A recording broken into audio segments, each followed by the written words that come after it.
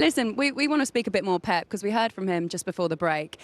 He is obviously in the Champions League. He's got one under his belt here at Manchester City. But I want to show you this because he's now at 102 Champions League wins individually. That is what, 5 behind your old boss, Sir Alex? Yep. In fact, actually, I think, has he levelled it with Alex? Yeah, he's levelled Sir Alex and he's only 5 behind big Carlo Ancelotti. So talk to me about what sort of an achievement that is, having known Sir Alex in the way that you do and watching Pep and the way that he manages, like we speak to Rodri, to develop teams. I think his win percentage as well will be hugely impressive. I'd argue it'd probably be the greatest out of all of those guys on there, I would say. But I think one of his greatest attributes is the way that he gets players to then, like you were talking about before, integrating into his squads. He gives them so much information and equips them with so much that when they go on there, like Rodri alluded to there, they could probably go on there and play passes blind because they're so well drilled.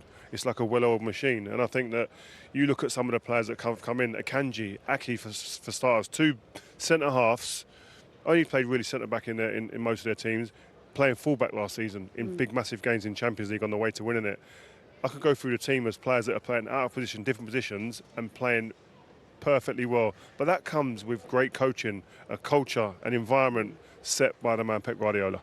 Yeah, I echo them thoughts and comments from you. I think the biggest compliment I could pay him is that every player he's probably had under his tenure has improved.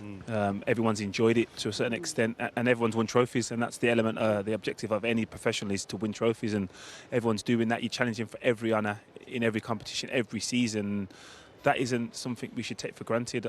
I know they did the treble last year and there was everyone favourites in every competition, but it kind of feels like it was just like underwhelmed because we expected them to win, they did win, so that's great, they'll do it again. Where I think if we look back and think there's only a handful of teams that have done what City have done, especially in regards to their treble. They've achieved so much and dominated for so long. It's a remarkable achievement. And I think one other element to him that is that all of those managers that we saw on that list, especially Carlo Ancelotti, especially Alex Ferguson, they have a relentless desire to go and keep on improving and keep on winning every single year. You don't get to them numbers without that. And that's a mentality, that's a mindset that he'll be drilling into those players day in, day out.